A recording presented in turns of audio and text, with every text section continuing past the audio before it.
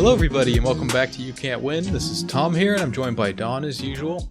Today we're going to be talking about Islam and the black community. This is a subject that many people have been asking us to cover, despite only one of us being Muslim and neither of us being black. But we have two guests today who are both of those things. Our old friends Jerel and, what are we calling you, Akh? Yeah, you can call me Akh. Yeah, I forgot what we're going with. We'll call you Akh. You may remember them from previous episodes. We had Jerel on to talk about the coronavirus when that was popping off. I think we did that in February, so kind of... Yeah. I think so, yeah, like earlier this year. Yeah, so that might be interesting to revisit.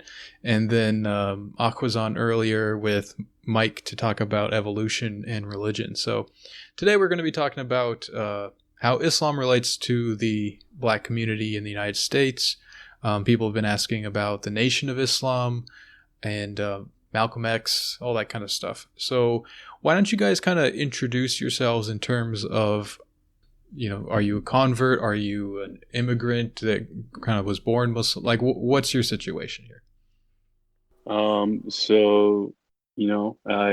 was an immigrant. I came here very young from an African Muslim country. And, the connection between being black and Muslim was just not really something that was present, I suppose, in the community's mind. Coming from Africa, everybody's black, right? So that's not really a thing that was sort of a thing, I suppose.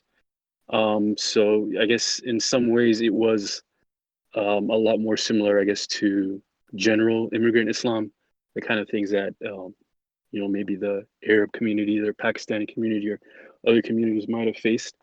But definitely, growing up, you do get a sense that, okay, I'm like a different kind of racial other. And, there's this, other community here that was previous to you, the black, American community. And they have a history with Islam. And, as a teen and a younger kid, I kind of gravitated towards Malcolm X and these other figures of, Black American Islam, Siraj, Wahhaj, and they're very popular. So I guess that was kind of the sort of my experiences, being black and Muslim. Yeah. I was born and raised here in the United States. And I was raised Southern Baptist. I really didn't have a lot of exposure to a lot of other religions because it was just, I live in Texas. You really don't have anything like that. You're either Protestant or Catholic, and that's basically it. You may meet like a couple of Jews every now and then, or like a Hindu person, but not so much Muslims or any other real religion. Growing up, I was pretty heavily involved in the church, the youth groups and all that, and after a while stopped, kind of stopped kind of really going to church or kind of being active in it, or really even really believing in it for a long time until I went back to college and I started kind of,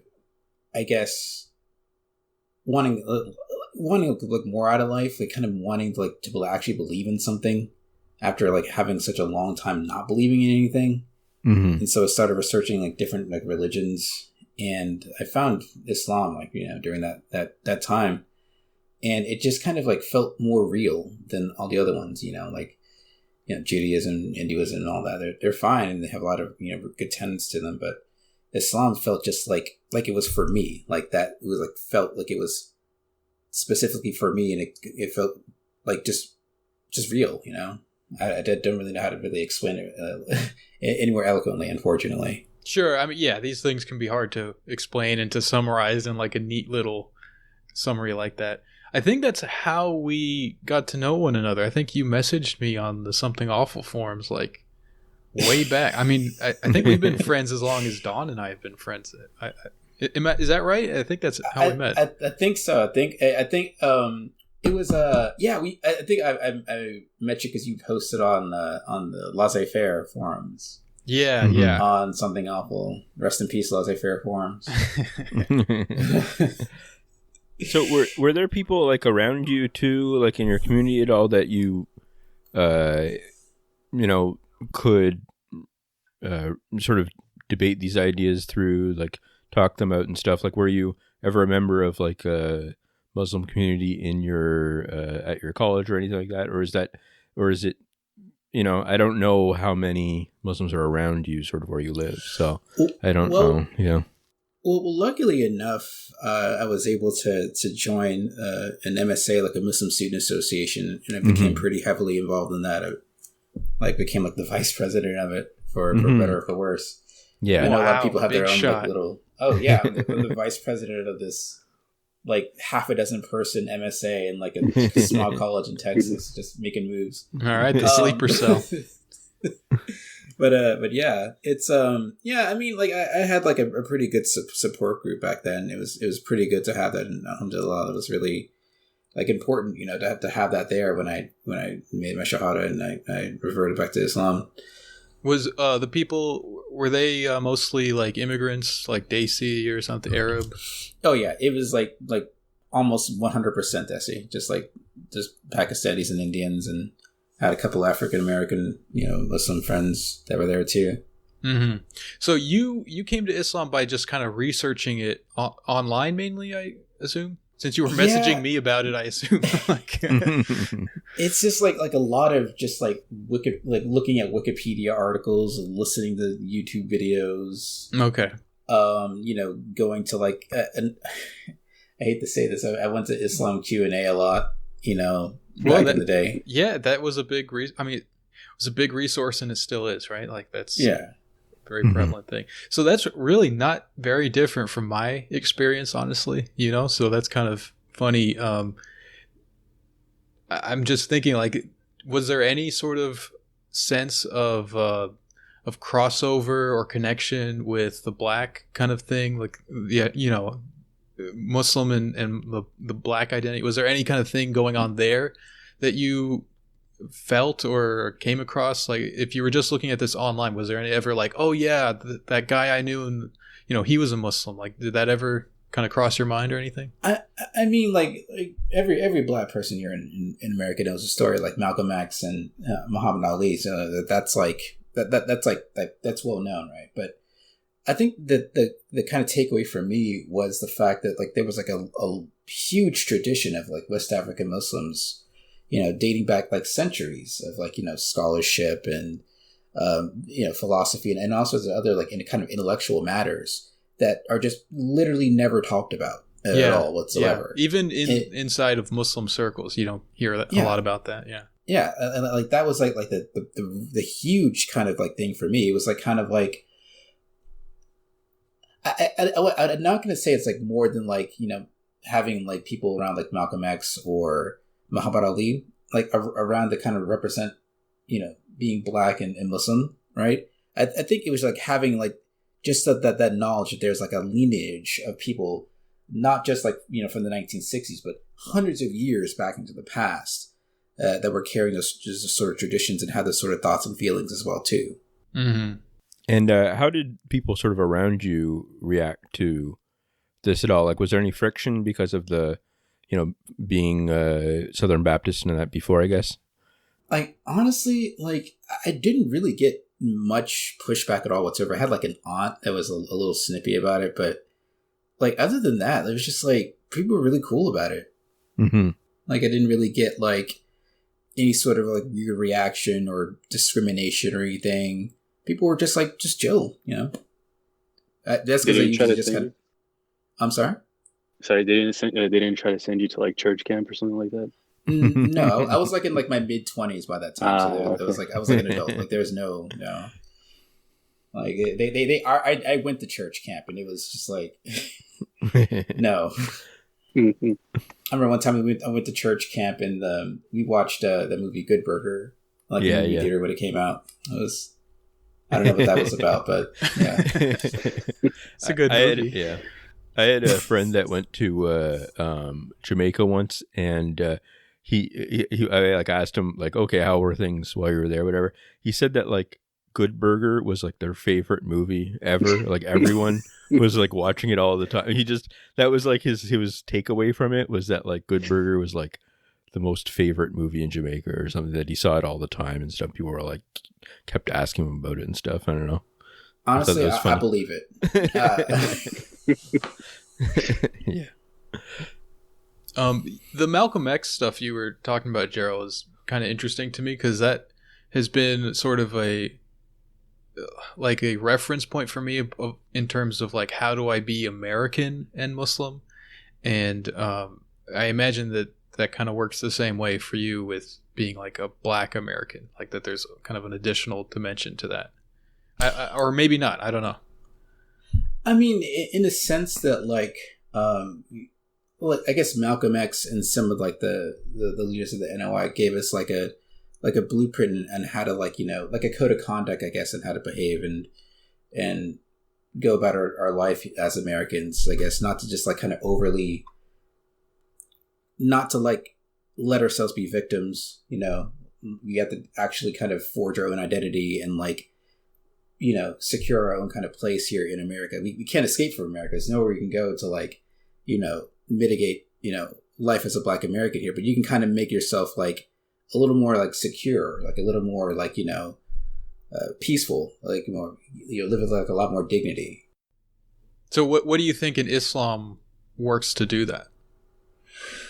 Well, I guess like a lot of like the commands to like, you know, kind of keep yourself, kind of like moderate like your ego, the commands to, I would say the commands to kind of like, you know, treat each other with like dignity and like respect, like building the community. There's like rules and like etiquette for that. There's like, you know, the commands to kind of go out and kind of prosper and provide for your family, provide for your community, make your community stronger, like that sort of thing, basically. Cool. Yeah. Akh, what do you think about this kind of stuff? You mentioned that Malcolm X was sort of a thing for you as well. Can you relate to some of the things that Jerel's been talking about here?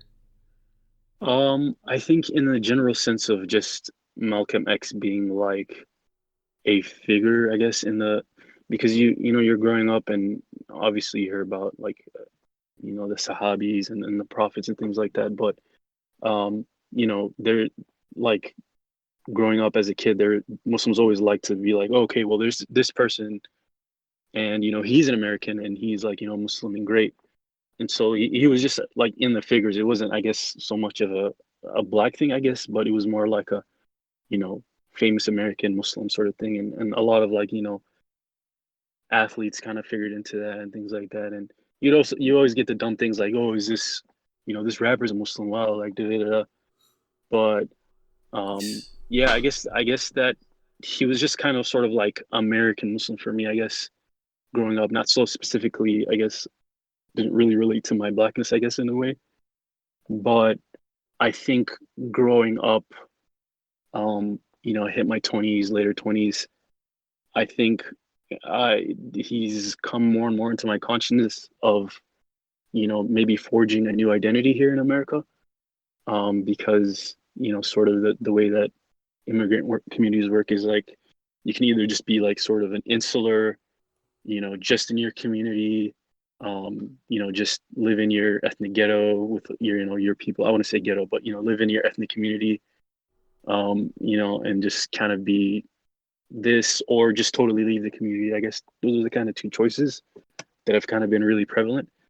But I mean, the question of like, what does it mean to be really like American in a way that like I can own and not just be like either just run away from it into like a, you know, your little neighborhood, or just maybe drop the Islam, I guess, that some people have been doing.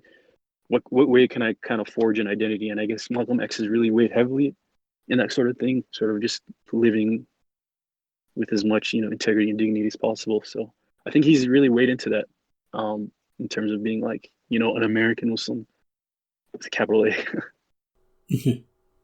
Yeah, no, I think that's definitely true. I think a lot of people feel that way, regardless of their background. You know, I think he did everything that someone would need to do. You know what I mean? Like, he was personally very disciplined and like really, you know, like 100%. You know, he did the whole Muslim thing 100%. It wasn't like you were talking about like rappers and stuff where it's like, okay, he's like Freeway is Muslim and he has a big beard, but like, you know, he still raps about like, you know, gangster stuff or whatever. And then he kind of took it all the way to the level of like trying to like really create like a community. You know, he had the I forgot what it's called now, but that organization he built in the last year of his life, and ended up not going anywhere because he died. But I mean, he was kind of like I don't know. I just think of like sort of like a Lenin, or something like that, like really like kind of forging like a whole community on his own, just with his own two hands. Yeah, the blueprint. Yeah, definitely was. Yeah, it's a pretty good comparison. I never really would have connected the two. I guess like Lenin and Malcolm X in that kind of fashion. Yeah, I mean, revolutionary leader. Yeah, I guess that's it, right? Yeah. Speaks with like shocking confidence all the time. Oh yeah. That was so yeah. I used to be more conservative in terms of like, like a young Tory kind of guy, whatever, taking economics and all that. And I never really still a Catholic and all that, but I did have that period, probably during like early in the Iraq War, where I was just reading a lot of like Noam Chomsky and stuff. And the first time that I heard, like I was listening to MP3s of all these different things, and I got like, downloaded from one of those, like Kazaa or something, a bunch of Malcolm X speeches. And it's amazing to, when you first hear it for the first time, just because it's so like clearly stated in like a powerful way that it makes like normal politics and like non-religious or like just kind of day-to-day kind of political stuff seem almost embarrassing kind of thing in that way. I don't know. But yeah, I don't know. It's interesting to see, I don't know, that like sort of spillover where you do have people on the American left that sometimes, valorize that kind of stuff, but then it very, very quickly turns into not really willing to work with people where they're at on their actual beliefs kind of thing. Like it ends up being kind of like tokenizing, or almost like, if you agree with us on this one thing, like anti-war stuff, that's fine, but we don't really treat you as full members of the community if you're fully religious and all that. So yeah, anyways. So yeah. Yeah, there's kind of a funny history of Malcolm X and Saudi Arabia and the Kingdom of Saudi Arabia. Like a big reason why he had such a positive experience in Mecca was because he was personally invited by the king. I think the story that I heard was that there was someone who would sit in on his lectures and would ask him questions, or like come up to him afterwards and sort of like pose different things to him and ask him about things or challenge him on certain things. And he was really impressed with the guy's knowledge and with the guy's etiquette and all that kind of stuff. So they kind of formed like a friendship, and the guy was, I think, Jordanian or something, and it eventually kind of word got around and all that, and it got back to the king of Saudi Arabia. So he like personally invited Malcolm X to Mecca. And so he went there, and he, if you're invited by the king, you're going to have a good time. You know what I mean? Like he's going to treat you well and stuff. So it's kind of interesting just to see that aspect of history, and then people who, I mean, like I'm no fan of the Kingdom of Saudi Arabia, but people who think of them as just like pure evil with no, like that they, just the fact that they will valorize Malcolm X as like this kind of saintly figure, and then at the same time like the Saudi Arabian government is like pure evil or whatever, and then like the reason why you like Malcolm X is because of what interactions he had with the government of Saudi Arabia. It's just kind of funny how that works out sometimes. He was against the Faisal, right? That was before they went full. That's true. Villain, to be honest. So. That's a fair point. Yeah, that's true. Like they tried. They tried to be, an actual like bastion of Islam back then, but nowadays, yeah, that's a whole other thing. Yeah. Akh, I wanted to ask you about your, being an immigrant and sort of having like this, like, cultural heritage that is Muslim. How do you feel like that does that conflict with being with like an identity of being a Black American Muslim? Is that like a different thing? Do you feel like they're in tension in some ways, or do you feel like that can kind of become one thing pretty easily? Like, how does that work, do you think? Is that a problem, or is that kind of not so much an issue? To be honest, like I said, I grew up in like a really, the way the immigration works, you get all thrown into like one neighborhood, right? So my neighborhood is very insular, just basically just we were the only Muslims there, right? So I guess up until I was like 7 or 6, like really young, being Muslim and like being my ethnicity was like sort of the same thing to me, I guess, in a way. Like it just didn't really click that it was like I thought it was like, okay, we're just like that. And then, I started going to Islamic like weekend school and stuff like that, and other part of the city, and like seeing all these other different cultures. And it wasn't, I mean, I guess there wasn't really like it was just like it was more just like I'm just one of the 1,000 flavor of immigrants that are here, I guess. Perhaps a little darker, but like it just never weighed to me that it was like a thing, I guess, until like I was a teen and like later. But yeah, I mean, I don't know, it's a hard question to answer. I wouldn't really know how to it I've been confused about it, I guess, myself this entire time. You have this own identity you have, but then America tells you like, no, you're this, and like you're in this category, and we're gonna, you're treated differently by the powers that be. So I don't know. It's a difficult question to answer. Right. Do you feel like with other immigrants who are, like Arabs, like not like very much not Black, like they don't, like if a cop pulls you over, they're going to see you as a Black guy, right? Of course, yeah. But if they pull over an Arab, they're going to see him as like an Arab, and maybe that is still a problem for him or something, but it's different, right? So is there like when you interact with other immigrant Muslims, or just like in general the way that these communities kind of the dynamics within them, do you feel like there is some sense of like that there's a difference between Black and non-Black immigrant Muslims, or is it kind of like everyone kind of feels like, yeah, we're all immigrants, we're all the same kind of thing? That's another one that's really hard to like sort of parse, because we're primarily a refugee community. Came over, a lot of just straight up peasants came over, and people that are just escaping war, and obviously a lot of the quote unquote brown community, they came over with like H-1B visas and doctors and things like that. So I mean, there was a different there's a big class difference, I would say. We're in different parts of the city. Our neighborhoods are different, so it's hard to parse. We're like, is this racism? Is this classism? But I would say, I mean, I don't know. I mean, because generally speaking, the only time I sort of interact, I guess, with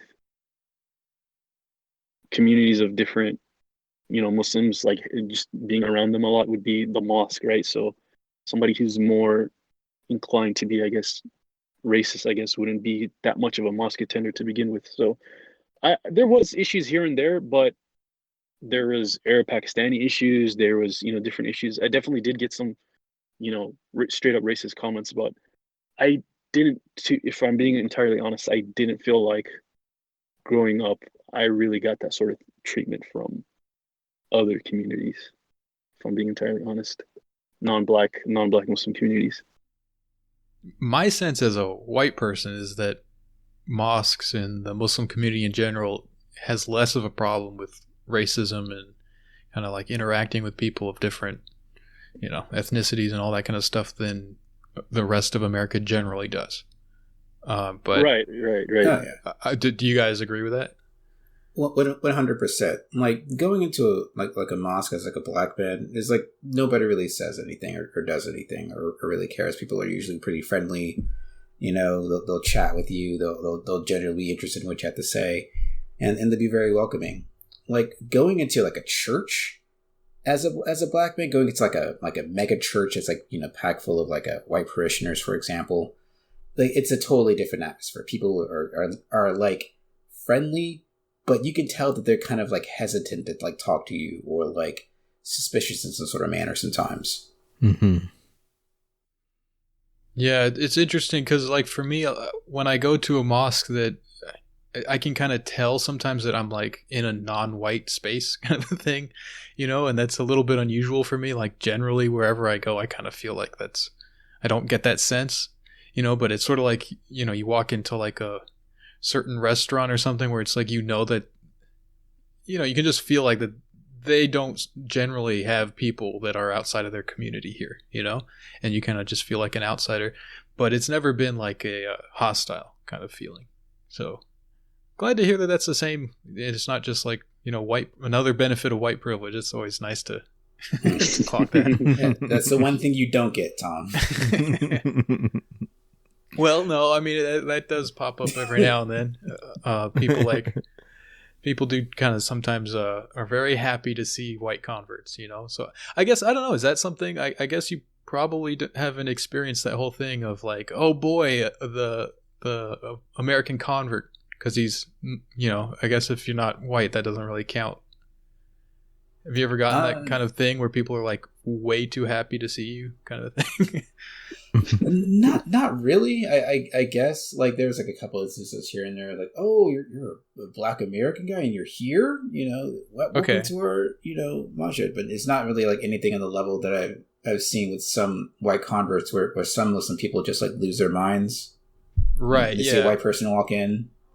Yeah, and I don't even know if that's like any kind of racist sort of a thing. Like they're like super happy that a white person. I think it's more like it kind of says something about Islam to them. Like it sort of proves, like, look, even the white people in their own country will convert, kind of a thing. You know what I mean? Like I think it's something like that. Yeah. So. I guess one thing that we were asked to discuss here was Nation of Islam. So I don't know. Do you guys have any personal experience with the nation, or any thoughts on that? It was one of like the religious pathways I was researching back when I was, kind of searching for something to kind of hold on to, like I said before, and like I just looked at like the theology and the background of it, and it's just like. I mean, they have a lot of good like things about, like personal responsibility and helping the community and everything like that. But a lot of the other stuff is just too much of a turnoff. Like the past history with that, some of like the religious teachings that they have just don't make any sense. It just wasn't for me. Mm-hmm. It didn't pass the like the sniff test for you. No. Yeah. How about you, Akh? Have you ever interacted with anybody from the nation, or known any, like, do you know anybody kind of involved with that? Or?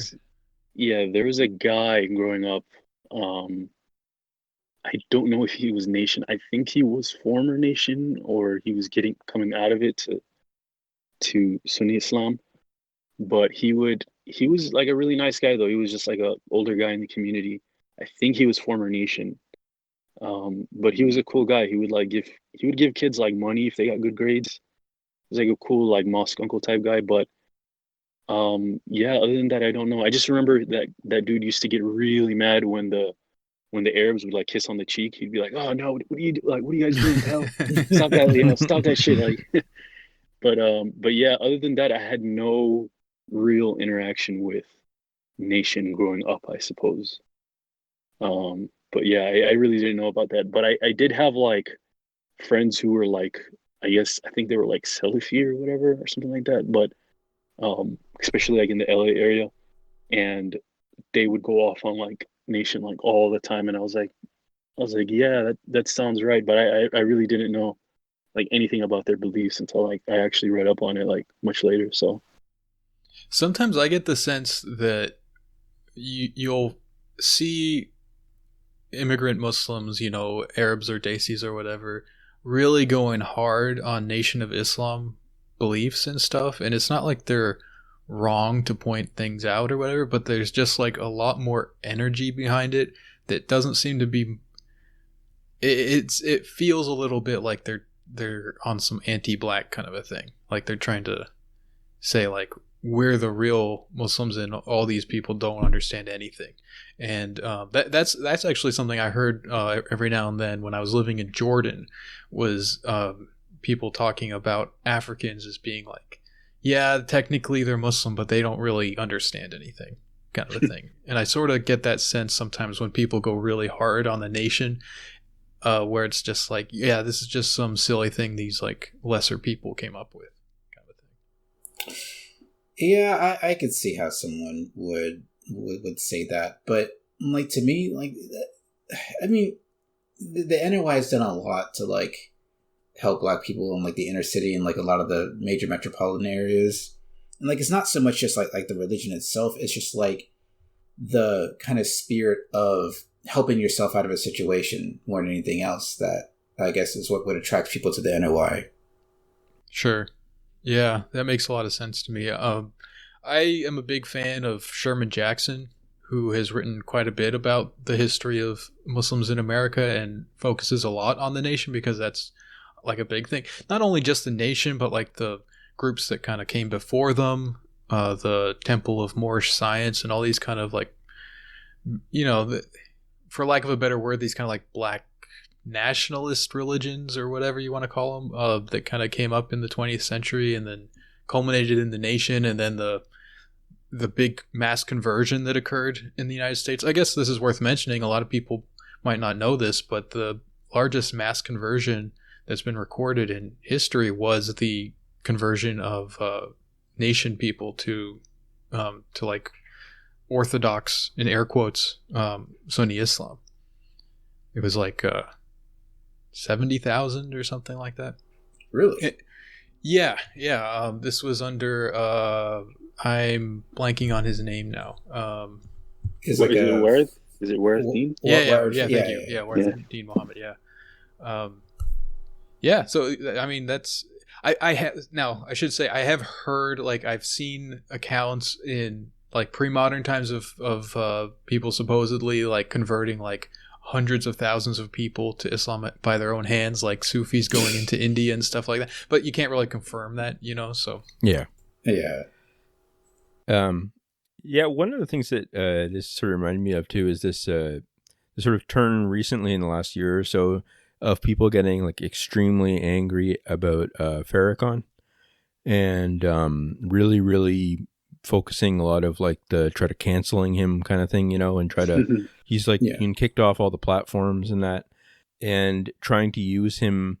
It used to be like a more of a far right thing, but it's become a pretty standard mainstream thing to kind of go, well, the left has people like Farrakhan, even though he's not, you know, he doesn't identify as left. But and it's funny because you know, there's some sort of thing there of sort of like mass protest politics, whatever, which is just it's being disappeared in that way of like people, you know, like Jerel pointed towards it, the whole thing where you had people that maybe they're, you know, if you dig into their theology, it gets pretty weird in some ways, or critical and stuff, but that were doing organizing work in communities that a lot of people respected, kind of thing, you know. And that it's funny because online and in sort of the discourse kind of stuff now, you don't get really you get like a strange separation or something where if someone has strange opinions or they say things that are controversial,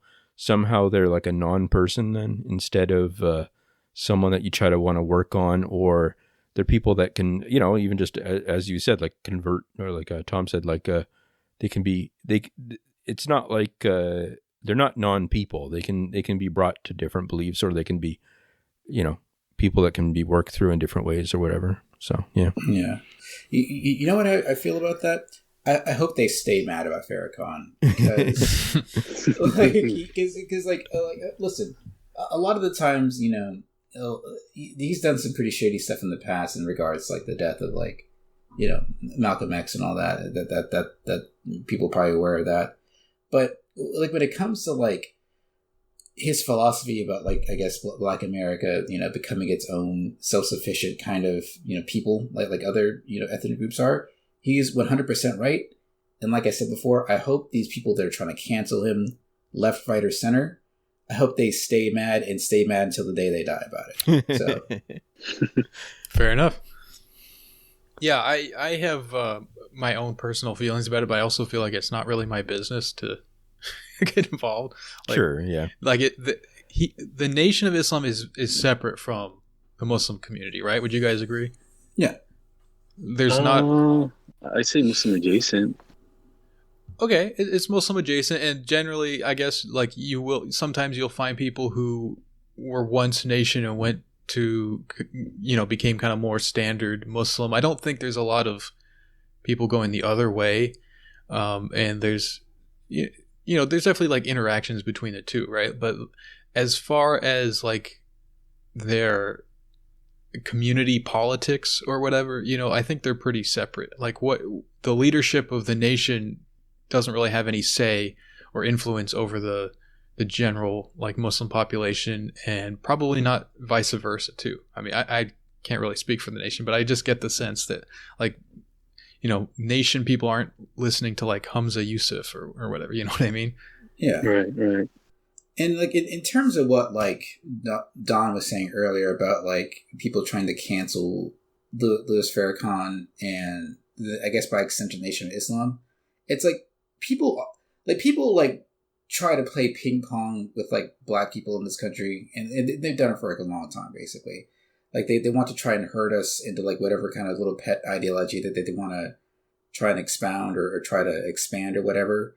And then when it's convenient, they want to, not do anything with us. They don't want to help us out. They don't want to do anything. So I guess that's probably another reason why they're like pissed off about Farrakhan, is because he can't really be like easily controlled like other leaders can basically. So yeah, that's an interesting point. Do you think that kind of stuff happens within the Muslim community as well? I'm pretty sure. Yeah. Yeah. I got the sense that was happening during BLM. What do you mean? Can you expand on that? Or sure. During BLM, I just felt like there was the whole discourse around looting, and this is something I've talked about a little bit before on the podcast, but it just happens to be the case that there are a lot of non-black Muslims who own little corner stores and things like that were pretty vulnerable to looting. And so they were very concerned about this, right? And the fact that there was like no real policing of that kind of stuff going on, or just an inability to police it, right? Like it was just happening. And then there was like parts of the Muslim community, particularly like the people of college, like the kind of diaspora liberal types that were really like, they're just really standard, like hard left kind of like raw, like pro looting kind of stuff almost. And then there's people who tend to be more conservative, who were like already kind of primed to be against it. But then the fact that they were like, there's like a real connection there that's like, my dad's store could be one of these stores kind of a thing. So I just felt like there was a little bit of it exposed something of a rift there, when it kind of felt like it sort of lumped black Muslims on the BLM side just because it's BLM, Yeah, I think it's just a lot of grandstanding, because I know people like that lived in those areas where like the rioting was going on pretty hard, and like they weren't talking about these things. They were just trying to make their day. There's no like grandstanding. I don't get why. It's like when you see, like I was seeing like random dudes and like who's that guy in Malaysia that just comments on everything in America right now? Who's that weird guy, that right-wing Ian guy? Miles Chong? Yeah. I think, was it him or somebody else that was like posting pictures of like the Koreans with the guns from the 92 riots? They're like, we're going to defend ourselves. It's just like, dude, you don't know any of these people. Like, there's no Korean grocery stores in Minneapolis, bro. Come on, like, what are you doing? I think it's just a lot of grandstanding against like people that just want to get their like hits in, Yeah, it's Twitter, right? It's online stuff, I'm sure, mostly. So that's how it always is. It's usually grandstanding from people that just really want to say the N-word. That's basically it. That's 100% like the crowd that's doing it. They're like, oh man, these people are protesting for like pretty legitimate reasons, and they're pretty pissed off about, the current material conditions and everything. And really, what they really want to say is, why can't we get these N-words under control? That's what they really want to say. So everything those people have to say, I completely disregard. And then there's also like people that are like, oh, look at my model minority over there. doing the hard work of the revolution, right? So it's like, I don't know. Yeah.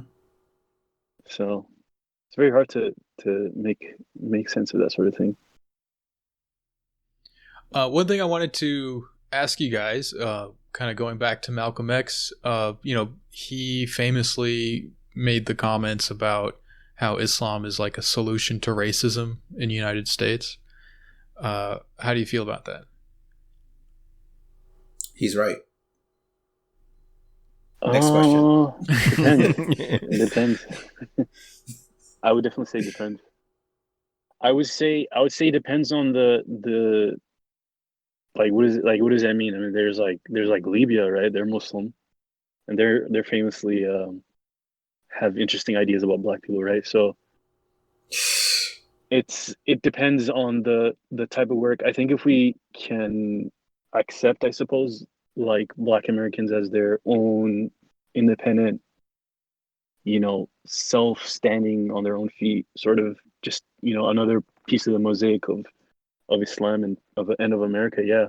But if it's like just another, I don't know, like I think you just have to give people their respect, I suppose, as a community, and like sort of give them their space, I suppose.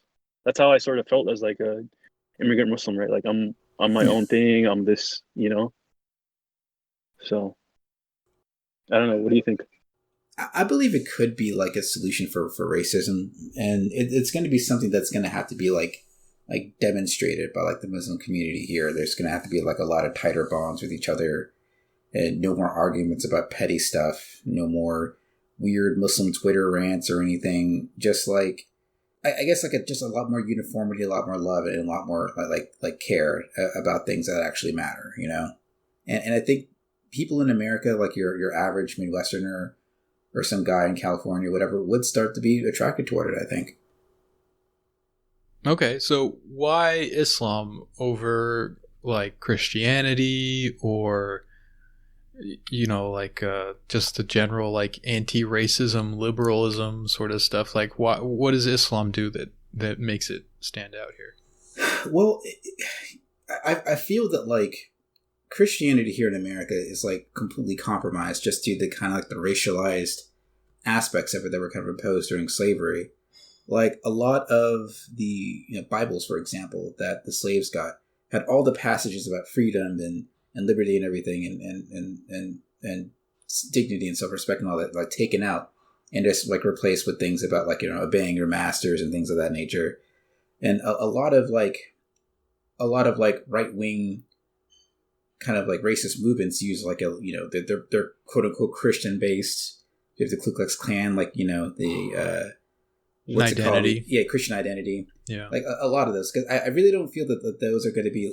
I really don't feel that Christianity would be like a viable candidate for that. I think because it's just like tainted from like past abuses, basically. I think the ayats about like how Allah made everybody into communities, right, and into different nations and tribes, and just sort of respect each other and give each other space and stop getting involved, I guess. Like when I go to the mosque, right, it's just like, okay, there's the Pakistanis, they got their food, they got their stuff, boom, chill dude, learn their culture, learn a couple words, okay. There's the Arabs, I think American could sort of be like that, sort of like a who care kind of sort of thing to race and things of that nature. Yeah, so the mosque is kind of a blueprint for a better America sort of a thing. Yeah, definitely. I think so. Pray next to people. Pray next to side, see people just around you. Yeah, everyone gets to do their own thing, but then there's sort of like a united cause, and there's a sense of we're all one ummah, kind of one community in a bigger sense, but then everyone can still have their own culture, have their own their own language, all that kind of stuff, their own maybe particular traditions. Like one thing that kind of gets a little bit complicated is when you have people that have from their cultures, they have different interpretations of Islam, and they don't always mesh very well. And then you throw Salafism into the mix, which is sort of like, is that a like a Saudi Arab kind of a thing, or is that some sort of like does it transcend culture in some kind of way? You know, it definitely wants to do that, right? So it gets pretty complicated. So I guess it's really about how do we navigate that stuff, you know? What do you guys think? I mean, I think that in itself is like sort of a good thing, right? Like give people a toolbox, sort of like a list of options, right? You can go this method, that method. You want to be a selfie with, you know, at the chicken shop, you're sure you can do it as well, you know?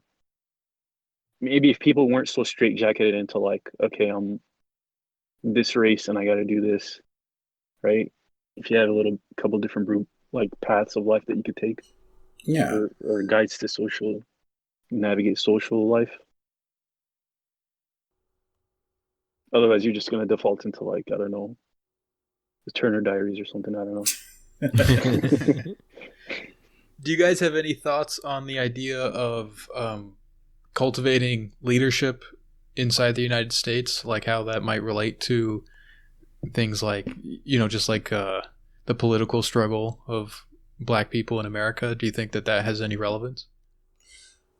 Well, I mean, like there are some like new institutions like Zaytuna, like for what that's worth, and I think Yaqeen Institute that are trying to do things like with the broader Muslim community that should have that same sort of effect with like the Black community, as far as like getting not just like Muslim faces out there, but like Black Muslim faces out there as part of like an outreach to people. You know, there are places like that, right? So I mean, we just kind of need to keep going that route, I think. I do think I don't know. I think you could definitely take, because like I feel like I don't know, like what do these institutions do though? Like are they just gonna create like another talking head on social media, or like I don't know. It's hard to make sense of that. I mean, like it's too early to tell, since a lot of them have been really only created in like the last like what 5 to 10 years probably or so. So we really don't know. But I mean, I think that would be our best bet here. I mean, I'm not really aware of any other options that we have at the moment, you know? I think maybe we could take like a step, a page, I suppose, out of, you know, Malcolm X's playbook, I guess, really at the end of his life as well. I forget, I apologize for forgetting the name. It was like something Inc.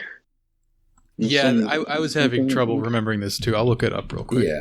Yeah, of sort of just, you know, I don't know, maybe we can unplug ourselves from being constantly let down by political orgs and talking head factories, I suppose. Maybe, I don't know, like I really like his idea of, you know, for Black people in America or Muslims or any other community, that you have to be sort of self-sufficient in a way. I don't know, like get people, you know, give them like maybe a path they can take, like, you know, the community organizes to get people trained and give them jobs and things of that nature. You know, figure like sort of give them a viable life path other than just being out there in the meat grinder. Mm-hmm. Like I like his. I can't imagine that. I mean, there's always that economic aspect of why Black people are so, you know, the position that we're in America. So I don't know. I think not to just unplug ourselves from hoping Democrats will throw us a bone and do something organizing on Islamic lines, perhaps. I mean, like there are communities that have been doing that. There's like that one is like a little town in New York. It's like Islamville, I think it's called. Islamberg, yeah. I really like that one. Yeah. I mean, it's like a model like that would maybe be like the solution. Maybe. I mean, maybe we don't all move to the farm out in upstate New York, but I mean something. I mean, you just got to return to the tradition. You just got to return to the tradition, to the land.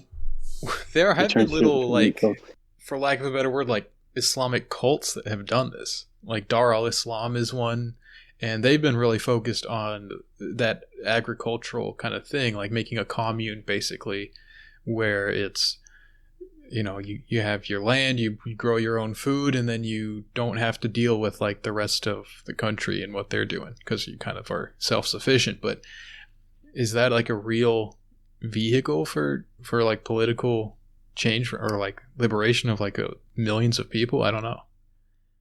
I mean, I don't think full Waco is like the way to go, but I do think like maybe getting people like, I don't know, I definitely think like maybe job programs, I suppose, maybe. Just like, I think that would be a viable thing, maybe. Just like giving them any sort of pathway outside of like wage slaving for someone else. Like if you're gonna wage slave for yourself. Like assisting assisting this country in its own suicide, basically, by like making other people rich and allowing them to like do terrible things is probably not the best way to do it. So we have to like find a way to give people like meaningful jobs, like some sort of meaning in their life, and a way to kind of sustain themselves and their family without like Akh said, just turning into like weird Waco, Branch Davidian, Ruby Ridge type situations. Yeah. I mean, this is kind of the reason that Farrakhan has been around and is still popular to the extent that he is because he's been able to kind of build these businesses and stuff. Like he gives people jobs in the various companies that he runs, Yeah. And I think this sort of stuff does happen in a very informal way. It's not just a Muslim thing. I think this happens in all kinds of different religious communities, right? No. Like people kind of hook each other up with jobs and just helping each other out and fundraising and all that kind of stuff. Right. I mean, the immigrants do it, right? The immigrant communities that are, I know like in my own community, there's like sort of informal, like credit unions, people pull their money and things of that nature. If we can get that maybe more organized and broader and appeal it to the whole community versus just little insular pockets, I think that would be better than something other than like Twitter rants, right? So yeah, it would kind of, I feel like that would cut through some of the culture war BS. People wouldn't be so interested in like taking sides on these like meaningless debates and kind of like having all these it just is really divisive over nothing. And if people had like a real connection to the community, like this is the community where I got my job, or this is a community where I like that kind of a connection, I think they would be a lot less interested in like having really, like you call it, grandstanding over like these kind of like just cultural issues and kind of just understanding like where that fits into the actual, like having priorities above that, where it's like it's more important, my community is more important than like my opinion or my disagreement on this, on some issue. You know what I mean? Right. I mean, there's like my favorite example actually I can think of right now. There's a Muslim org, their name forgets me, but they organize interest-free housing options for people that want to buy a house, right? They do some kind of money gymnastics. I don't know if it's entirely I don't know how it works, but they can get people interest-free housing loans for people that either don't want to buy or like they just don't have that much money, I suppose. Like things of that nature, There's an organization here in Chicago that I think does really fantastic work with Muslims, and it really focuses on people who are coming out of prison and getting them jobs. So it gets them construction jobs, and their unionized jobs and that kind of stuff. So it's pretty cool. Like they're building houses, they're doing electrical work, all that kind of stuff. I mean, that's a really, there's a lot of people that convert to Islam in prison for whatever reason. And then, anybody coming out of prison, it's not easy to get a job. So that seems to me to be something that Muslims really ought to focus on, We can snag Ghislaine Maxwell next. She did that. We'll get her next. Put her in a burqa. Okay. We can save her, yeah. But I think those sort of like local institutions, like the different trying to build like credit unions or any sort of like local sort of economic projects and stuff. I think that's great because you don't have to necessarily believe the same things to share best practices and ways of organizing those things, kind of thing, right? Like you can be Catholic or something or different religions and learn the sort of ways that those things can be replicated and best practices and all that, and share those ideas. And then people can kind of do that within their own community instead of having to worry about agreeing on everything and building it always together. You can always have these sort of like, economic pluralism where people are sort of doing their own thing, but you sort of try to figure out models of things that work in terms of cooperatives and all that. So I don't know. I get really excited when I read about that kind of stuff. I feel like if there's goodwill and there's like a sort of community coordination, that things move pretty quickly. Like, I don't know, like you can get something done. And it is, as you guys were saying, it's better probably than posting all the time. So, yeah. Sure. Yeah. I should mention, though, that Iman organization that I am referring to, it's not like exclusive to Muslims. Like they accept people of whatever faith. And I think that's an important part to keep in mind with these kind of things. Like it shouldn't be like it's only for Muslims or something, but it's just like maybe focused on that community or built up in that community. And then that kind of contributes to the nation building, for lack of a better term, of like building up like the community in that sense, but also like integrating it into the broader culture in like a healthy and sort of like being able to stand on its own 2 feet, and not just like this sort of assimilating into it. Sure. It's more like developing a community on its own principles and values. I looked up the Malcolm X thing that we were talking about, and it's Muslim Mosque Inc., which was a religious organization, and he also did the Organization of Afro-American Unity, which was a Pan-African secular group. He founded both of those 2 things. That was the one, yeah. Did it survive past his death, or did it go? I remember he was talking about it in the last few weeks of his life. Yeah, I think it did. Which one are you asking about? The Muslim Mosque? The Muslim Mosque, yeah. It collapsed after he died, according to Wikipedia. Yeah, and then the other one also collapsed after he died too. Basically, they were just getting off the ground, and then once he was killed, there wasn't much to keep it going, I guess, which is unfortunate. Yeah. Oh, and I did forget. One thing I wanted to mention is about the Nation of Islam thing. That kind of, I forgot where I read it, but a lot of the times where Islam, spreads to a society like on the edges of like Muslim habitation, I suppose.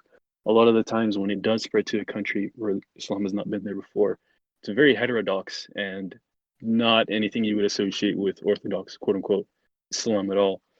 But then later, it just kind of, I guess, becomes Orthodox, I suppose, on its own, especially like in Indonesia and these areas in Bangladesh. It was like you would not really recognize it as Orthodox Islam at all. It's sort of, I kind of guess Nation of Islam sort of fits in that sort of category as well.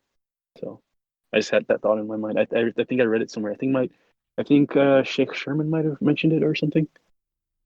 Yeah, I think there's some speculation and a little bit of evidence that the people who were starting these groups were like proper Muslims, or some of them were Ahmadi, and they were trying to make adjustments to kind of fit the people that they were preaching to, so that there was like a overt attempt to kind of adjust the theology to address the needs of the community and stuff. And I don't know if that's necessary or not, but yeah, I think you're right that tends to be something that you see. Yeah, the founder was like a really shady, like they don't know where he came from, right? He just came out of nowhere. Yeah, it's like literally a guy off the street and he just like disappeared. He's from Afghanistan or something like that. My Afghan friend tells me that all the time. Afghans founded Nation of Islam. Afghans say everybody's from Afghanistan. Yeah. He tells me all the time, yeah. It's possible, though. I think the theory that I forget why this made the most sense to me. I forget the details, but I think the one that made the most sense to me was that he was like an Indian. Maybe West Indian. Yeah. They just thought he was light skinned back then, so they accepted him. Yeah, pretty much. You know, that reminds me of like the story I read about this like jazz musician who was being discriminated against like in the city, right? And so what he does is he puts on a turban and then he tells people like, oh, I'm an Indian now. And all of a sudden he's getting let in like restaurants and like he's getting full service and like people could take him to the VIP area.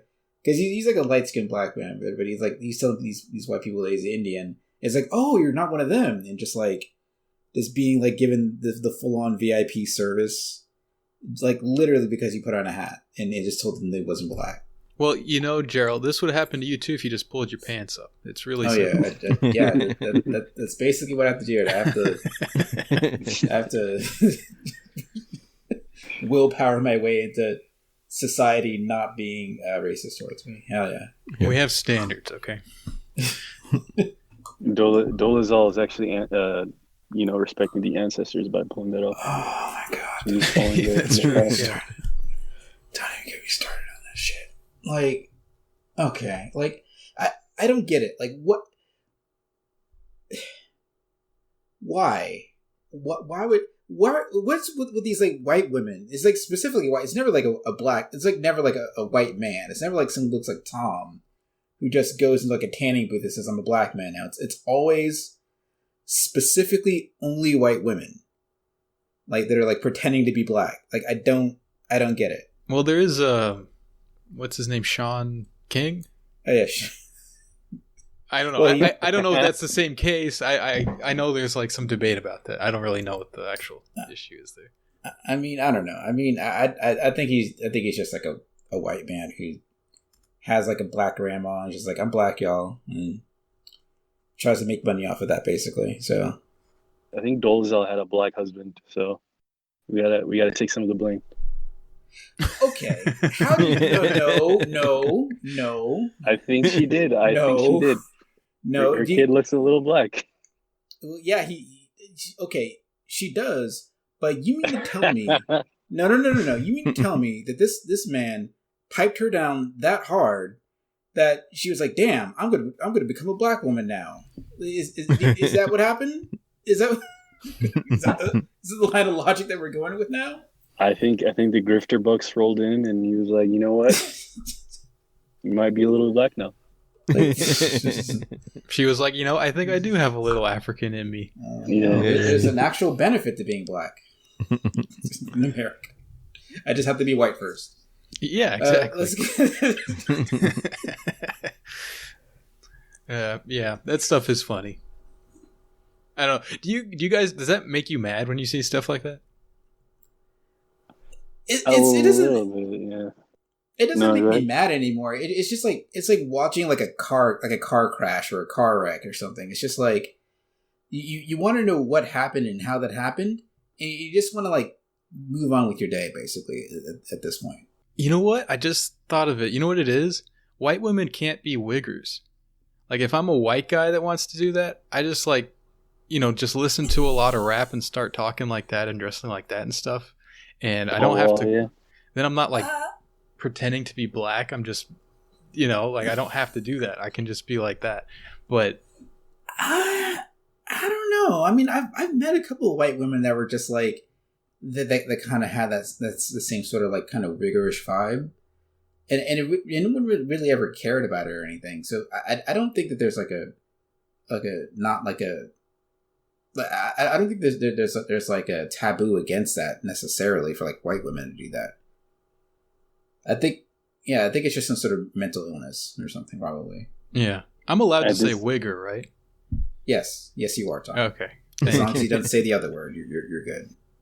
Well, okay. At this point, I want to see how far they can get. I'm not even mad anymore. I just want to see the whitest person pull off that they're black and how far they can get for how many years. Well, there was that guy, that like poetry professor, or whatever. Did you guys see this? He was like some Irish guy who. Yeah. What was his deal? He was like saying he was African or something. He said like 10 different things. Like you said, he was indigenous and African. Yeah, stuff like that. Yeah, and and he had. I don't know. He looked like, it was kind of funny because he just looked like a very, very. I think he was also Two-Spirit or whatever. Like. Of course. And he had all the braiding and all that kind of stuff. So I don't know. Everyone's so special inside. It's so amazing.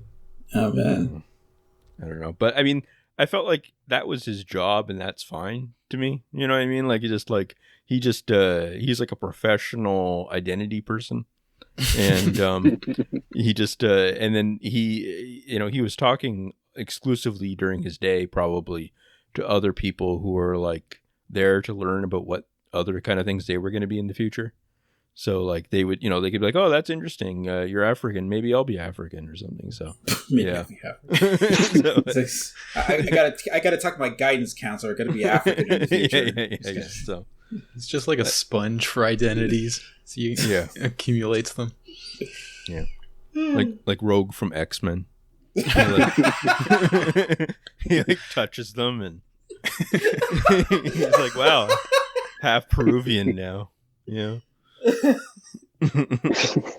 gotta connect all the ethnic, stones to put him on my gauntlet so I can say the N-word, I guess. Sure, yeah.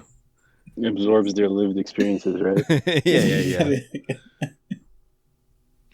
I want to get one last question in before we go to the question bag from the listeners here.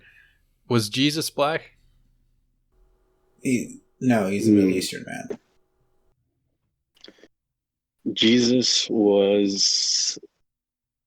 It's a hard question. No, I would say Allahu Alam, but he's an Israelite, so God knows what they look like.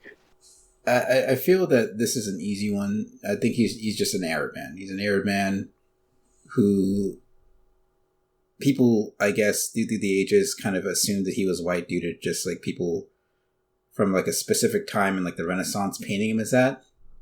But the man is Arab. He's an Arab man.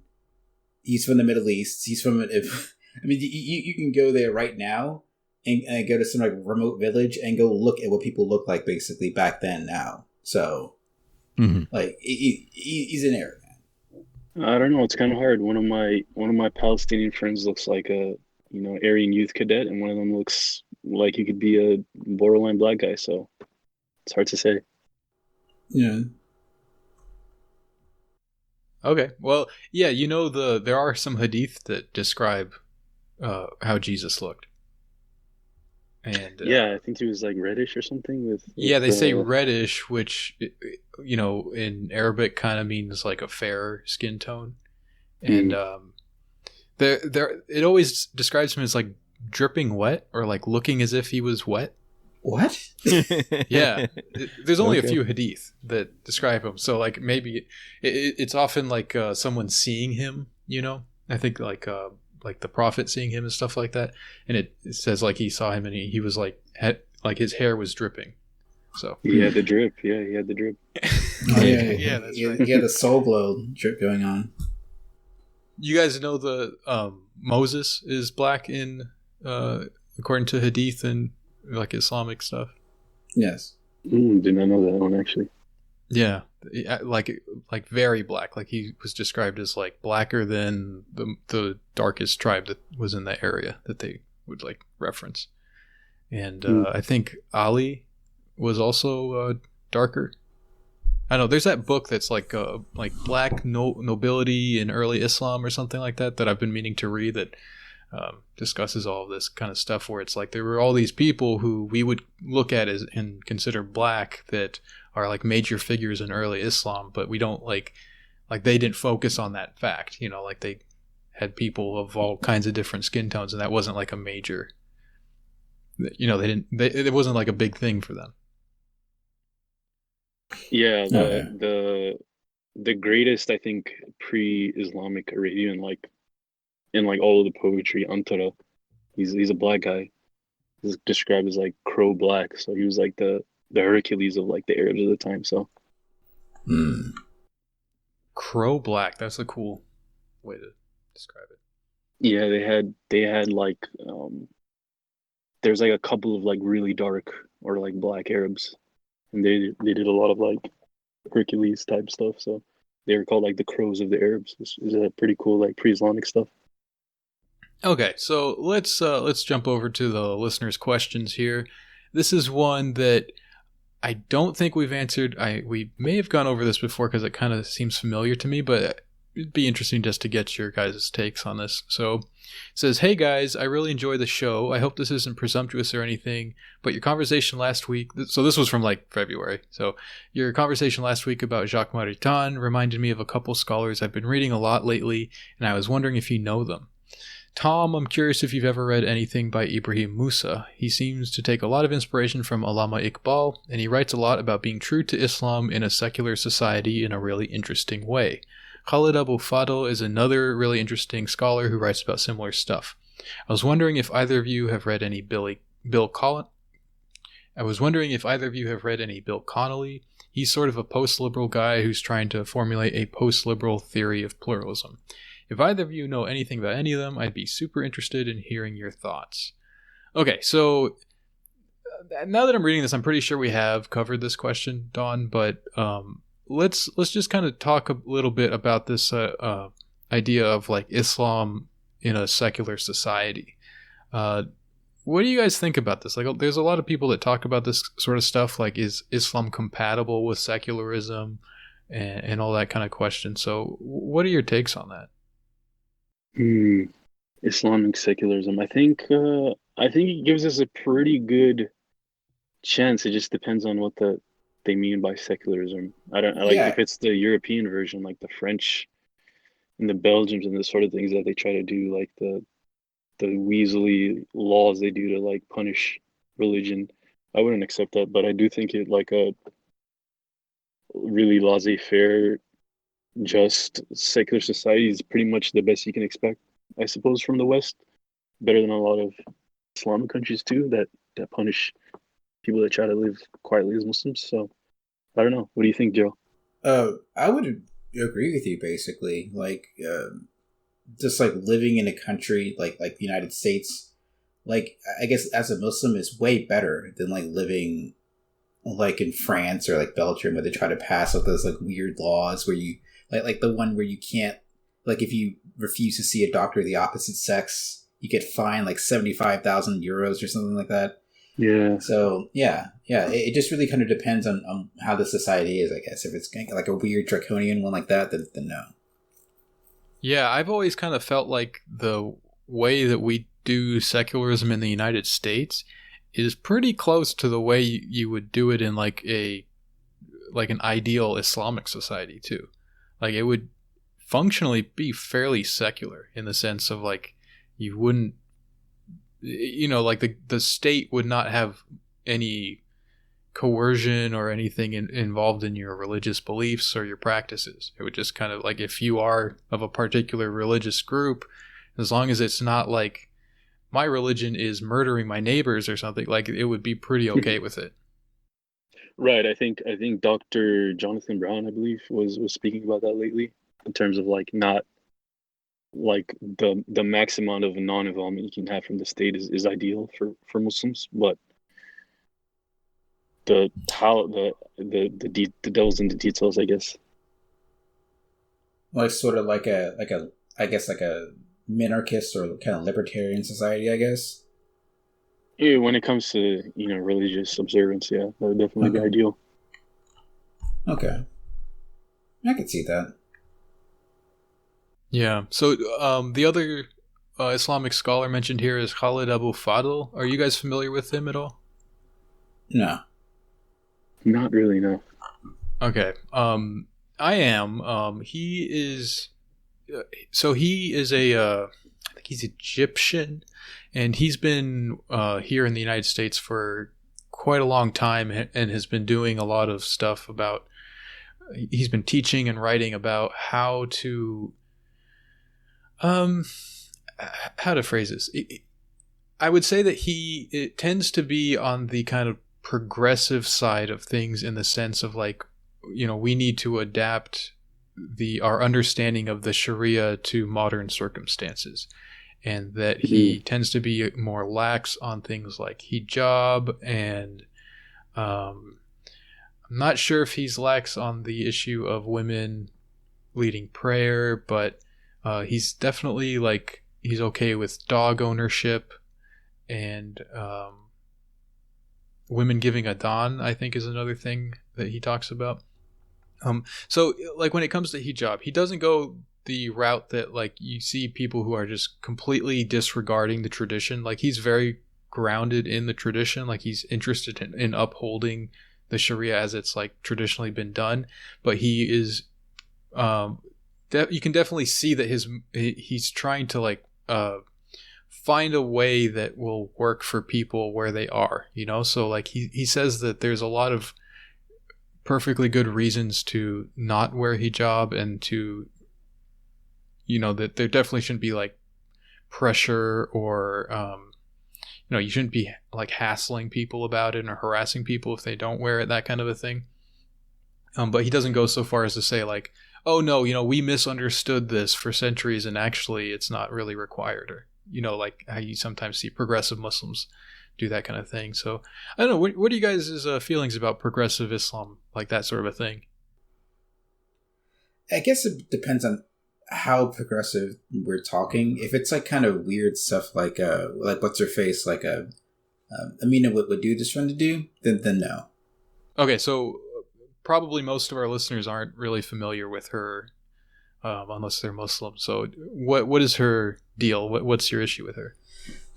She if I recall correctly, she's the one that's basically trying to like do things like have women lead prayers, and she's said a lot of really inflammatory things about like major figures in Islam, like major prophets like Musa, for example, or Ibrahim. Yeah, Ibrahim was the big. She called Ibrahim a deadbeat dad for leaving Hajar and their son in the desert.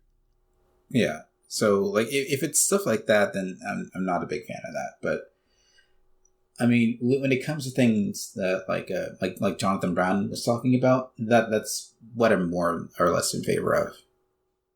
I think I can respect it if it's coming from a place of, I guess, intellectual honesty, I suppose, like working within the tradition, using the sources and things like that. And if their ruling is quote unquote regressive or you know, I mean, like there's scholars of the past that have had, you know, like they were like took very different opinions, but they came through them through like working with the tradition and being a part of it. But if it's like, okay, I'm gonna find out how I can bend the rules to get this desired thing that I want, I mean, I can't really respect that in a sense. So I think that's my take on it. Oh, yeah. Sure. Yeah, that makes sense to me. That's kind of where I land on these things. That it's more important to me that we uphold like the heritage of Islam and like keep that intact than it is like whatever particular ruling we kind of land on collectively. You know, like I think that if we just start making stuff up without really respecting the tradition, the tradition won't benefit us anymore. You know, we can't like take benefit from it and also disregard it as it fits. You know what I mean? Right. Okay, here's someone asking about suicide bombings. Tom, how do you see Islamic suicide bombings and that whole theological and political debate that happened during the early 2000s about it? I'll throw this one to you guys first, and then I'll chime in afterwards. Do you guys have any thoughts on this? Well, I guess my thoughts on it is that they are completely and totally haram, and they're not a legitimate way of like waging war, I guess, if that's your goal. And it's mostly done by people who are just like the bottom tier of society, people who have like basically like nothing left. Like they don't have a family to go to, like they're probably like some sort of former criminal, or they have some sort of like mental illness or something that's not being treated at all. And it's just really like an all around, just like the worst, like obviously duh, because you're blowing yourself up. It's like the worst possible thing you can do, not only for yourself, but for Islam in general, because it just makes us look like we don't care about anything like we're bizarre savages or just in some weird death cult. Yeah, I pretty much agree with all that. It's like it doesn't make any sense to me. I don't know. I don't know how it became a thing, but they sure do love to blow up mosques all the time. It seems to be their favorite thing to do. It's like, where did that come from?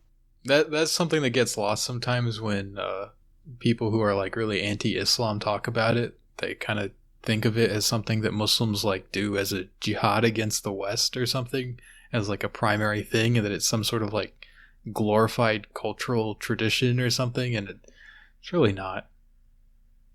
I feel a little bit. I think it gets a little bit reductive.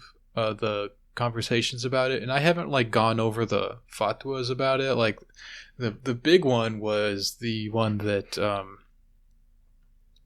what's his name, the mufti in Pakistan. I'm blanking on his name now, but he wrote like a 600-page fatwa explaining why it's haram. And I honestly I think that you need to separate suicide bombing in the abstract from the terroristic suicide bombing that we kind of think of today. I think it's pretty clearly haram when it's like this terroristic thing, but the idea of like suicide missions in warfare has existed in a lot of places. It was in the Civil War had suicide bombings. The Confederates would do that.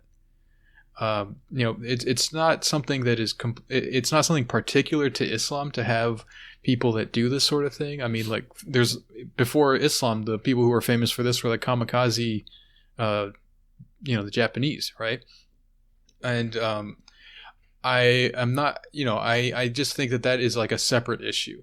I'm not necessarily saying that I think that one is halal and one is haram. I think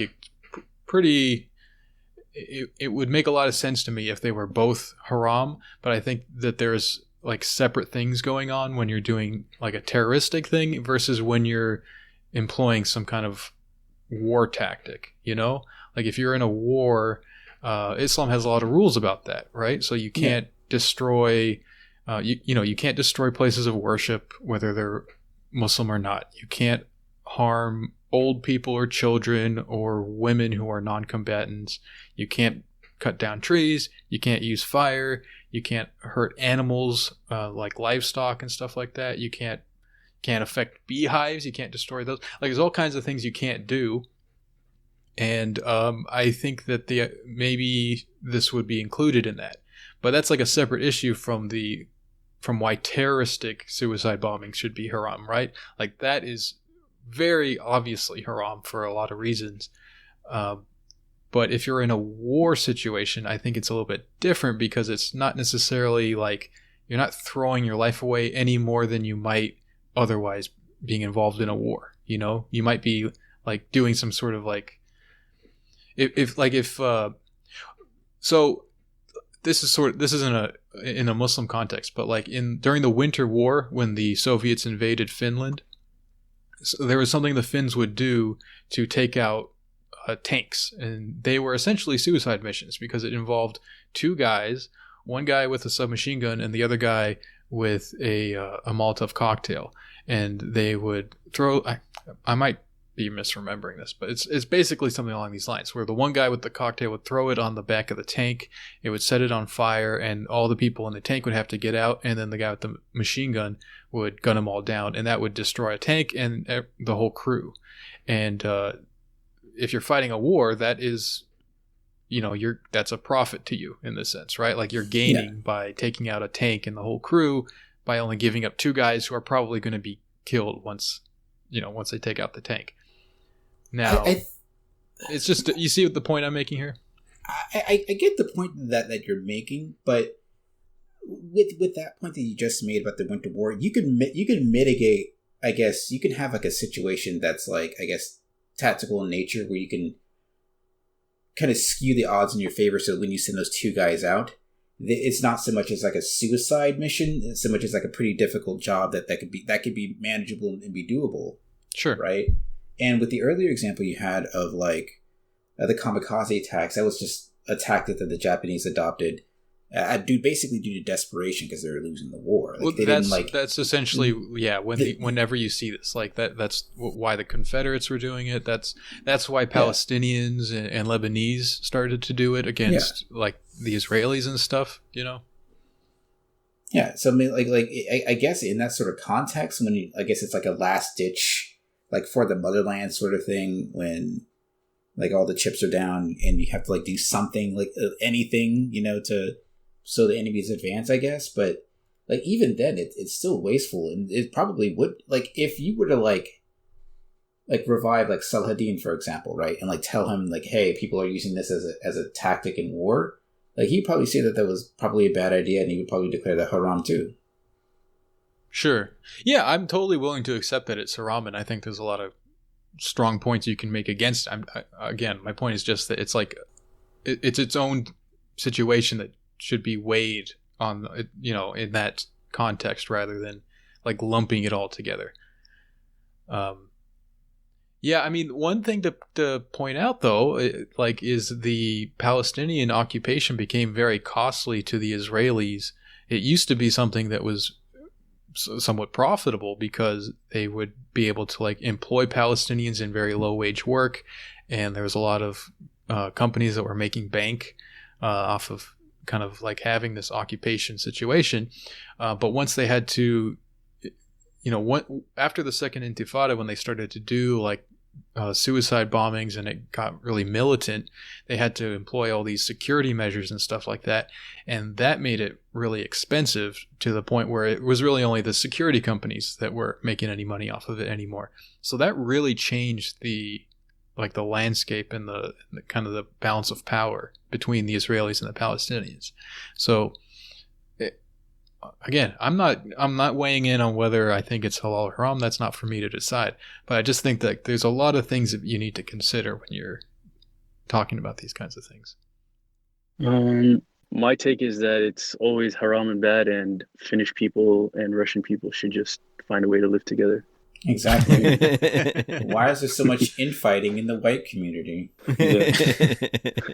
Well, yeah, well, that's another debate, whether the Russians are included in that community. We can try. That's what part of the podcast is about, you know, trying to get Ukrainians and Finns uniting. And, yeah, this is the Sino-Soviet split, kind of. We're healing those wounds. Okay, let's see. What do you think of casting curses on the enemies of the people of the book? What?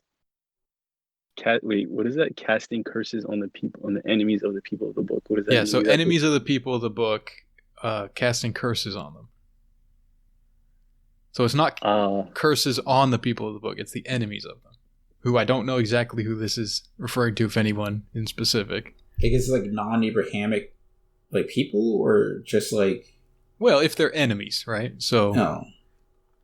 I mean, witchcraft and all that is supposed to be like haram as well too. So, I mean, honestly, if you're having to do all that sort of thing just to like win, if you're having to like suicide bomb people and like hire a witch doctor to like, you know, curse some guy, then whatever you're doing probably needs to stop. Like, come on. Yeah, I don't think cursing is halal either. It's pretty haram in my opinion. Shouldn't curse people. I think it's. I mean, it's not stated in the Quran or the Hadith why it's haram, but I think it's because it's very cringe. It's cringe and blue pills. Yeah. Yeah. So we're against it, I guess. Yeah. That's right. We're now issuing fatwas here on you can't get. Yeah. We're All right. This one might not make the cut, but let's just try this one out. So it says, dogs don't like them Negroes much, huh?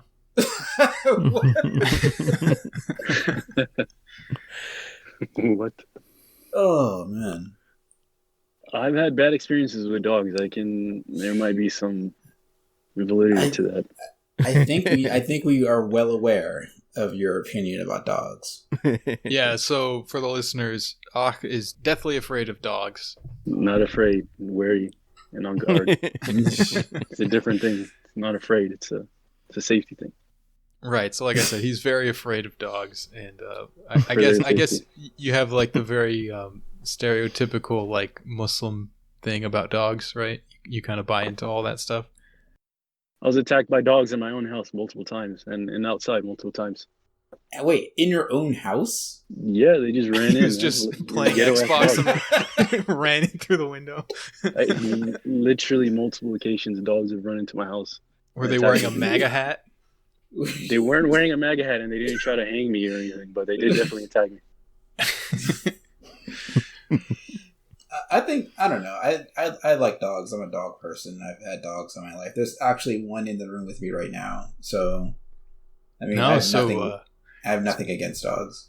So you are of the opinion that that's okay, huh? Yes, I do. It's actually caused a little bit of an issue because, like, I don't know if you guys know this, but there's this app called Mismatch. And oh yeah, like a dating app, right? Well, yeah, it's not dating; it's like marriage. Yeah, matching. And it's like a marriage app for like Muslims, and I put the picture of my dog on there, and I get women that are like, "Oh, is that your dog?" And I'm like, "Yeah," and they just like immediately unmatch me. Like, well, yeah, good on you for putting it up front, though. You know, you're not hiding it. Yeah. I mean, yeah, I'm gonna be honest. I mean, like she's an old dog, but you know, she's my dog. You know, and I include her in my life as long as she's alive. So, yeah, you might like what that Khaled Abou Fadl has to say about dogs and stuff. And I know, what's her name? The white lady scholar. She has dogs. What's her name? Man, I'm so bad with the names right now. Yeah. I mean, like, their man's best friend. Like, Aya Hersey Ali. No. Anyway, it is something of like a thing, right? Like it's traditionally been understood that you shouldn't keep dogs except as like work animals, keep them outside. But now there's sort of like a middle ground between just saying like, well, I like dogs, so that's it. There's sort of a thing where it's like you're allowed to keep them for any reason whatsoever, including like they have to have some job or some purpose, and that purpose can just be like security, like protection. So if you're, that was my rationalization for having her, because it's like she's like a security dog, but in a sense that she's like a passive one, in that when someone breaks into my house, they'll like trip over her because she's too lazy to actually get up and do it. So yeah. Are you Maliki, Jerel? I'm honestly not in any school of jurisprudence. In all honesty, I mean, I kind of take bits and pieces from here and there and just kind of do my own thing. Sure, that's sort of what I do, I guess. But like, yeah, the Maliki, that's where you find the leeway for that. Imam Malik permitted dogs for any purpose, not just farming and stuff. Not farming, like security and hunting and all that. Yeah, hunting, not farming. What's the dog gonna do? Okay, let's see. Okay, this is a weird question. Tom, why I should not take part in the holy struggle against the Western infidel that oppresses Muslims worldwide, and why should I not desire to see Islam dominating the globe? And my response is, what is your badge number? And I'm going to report you to your supervisor for such bad bait. Have I ever said that people shouldn't do this? I don't know. I feel neutral about this issue, so I'm trying to rack my brain if I've ever come out hard against like this attitude or something. My opinion is that you should run a couple different paradox games, figure out what kind of world configuration you like, what kind of nationalism you want to adopt before you go full on any kind of stance. You know? Yeah. You have to play. First, you got to do Imperator. Then you got to do Crusader Kings. Then you can do Europa Universalis, but I don't know. I mean, that's kind of boring. But then you can get a Hearts of Iron, and there you can go ahead and do it. It really breaks my heart that EU is like the boring one, and that's the one with the Ottomans in it. I don't know what it is. It's just not fun playing EU, like, for the most part. It's just like, it's like a chore. Like, it's more of a chore than playing Victoria. And Victoria is just like spreadsheets. Yeah. Victoria's First Victoria was so good. Victoria's 2 is the best one. What are you talking about? It's the best one. You like 2? Yeah. I don't know. I spent a lot of time with the first Victoria and the VIP mod, and it was just good times. Yeah, but whoever sends that question in, like, come up with better bait, please. Maybe I have come out against like the whole idea of the whole caliphate, like ISIS sort of mentality or something, but like, come on, you guys are not doing it, you know? Even the concept of like a global Islamic like caliphate, like, I mean, just like look at the EU or something like that, or even the United States, I guess, in a sense, it's like a transnational, like transcontinental thing. Like, it's not like, I mean, it just doesn't even make sense, right? Like, we can barely get the US to be a functional union. How are you going to get Morocco to Bangladesh to be some kind of functional, you know, like, it's just kind of like in the realm of like fantasy, I guess, in a sense. Like, it just kind of doesn't make sense to me. I don't know. Yeah, I feel like it's a weird placement of priorities where it's like what you really want to see is everyone adopt Islam rather than like Islam applied in a positive and like effective way first, like among people who are already, like, we got enough Muslims to get something going on. You know, I don't think the problem is numbers. And then the idea of like, oh, we need to establish a government, like you can't even get like a mosque board that works really well. You know what I mean? Like, let's start there and figure that one out and then move up. So I would definitely travel a bit in the Middle East before, just do a little bit of that and you know, try to do something as simple as like change your visa around. And get back to me on that. Going on Steam and then going on the little Steam sale and paying like $20 for like Crusader Kings 2 is so much easier, because that's where you get your little power fantasy fulfilled.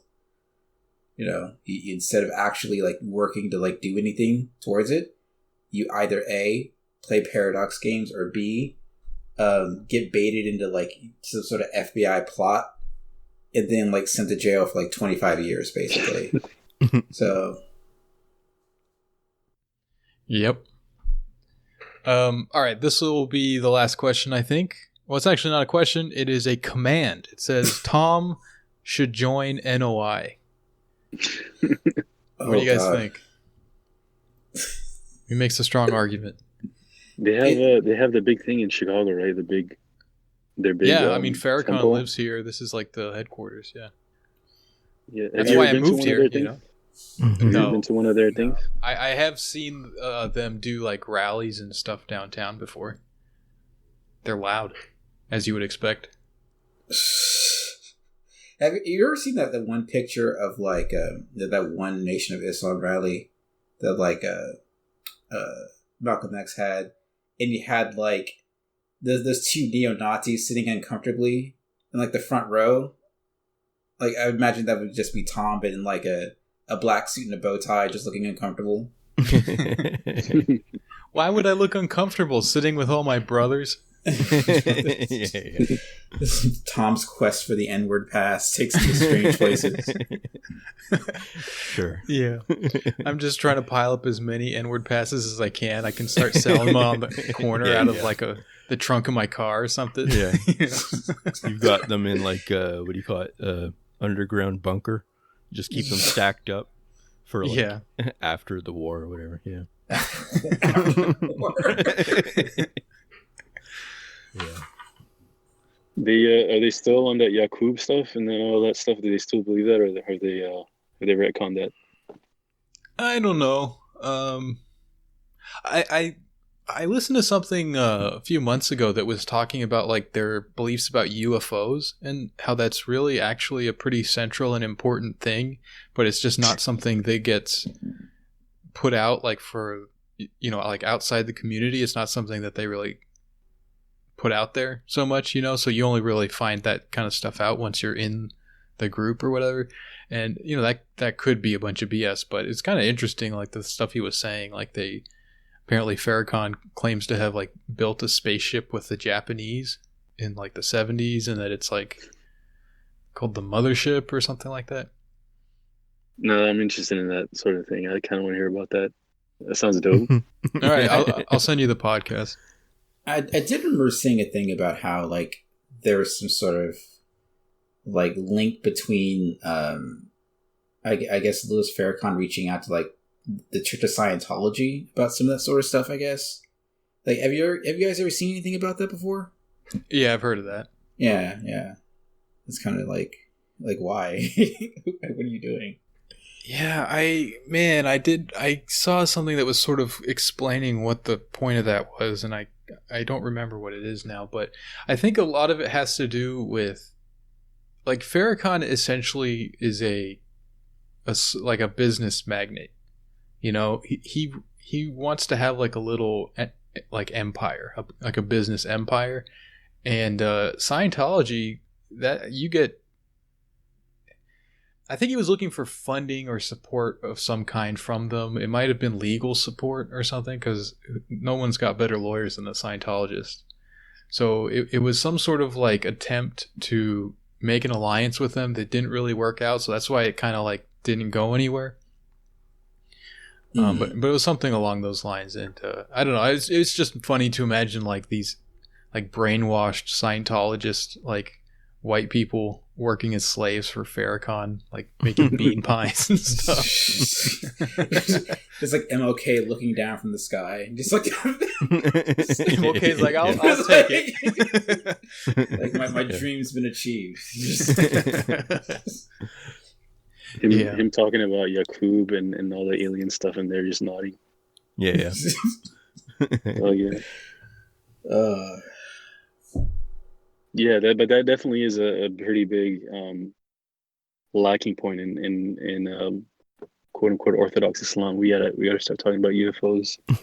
We gotta get these kids. We are behind on the UFO race. We really need to start making khutbahs about UFOs like as soon as possible. Yeah, what's his name? Imran Hossein is kind of on that a little bit. Oh man, he's great. I know he's like he's kind of a crackpot in a lot of a sense, but I just like that whole side of it, is, you know, of what he talks about, basically about conspiracies and, you know, getting back on the gold standard. I just miss that sort of like kind of older sort of conspiracy theory fringe sort of stuff, I guess. Yeah, he's as close as we got to like a Muslim Alex Jones. Yeah, I need somewhere I can go with my theories and bounce them off somebody with knowledge. Well, we're always here for you, Akh, if you ever want to do that. Yeah, well, thanks guys for coming on. That was a nice conversation. And if you enjoyed this and want a second episode every week, you can join our Patreon for $5 a month. And if you have any questions, just send them to our Curious Cat, which you can find pinned on the Twitter account. And we also have a Discord, which if you subscribe, you can join, and all sorts of malcontents are in there gibbering about nonsense with us. And so thanks for listening.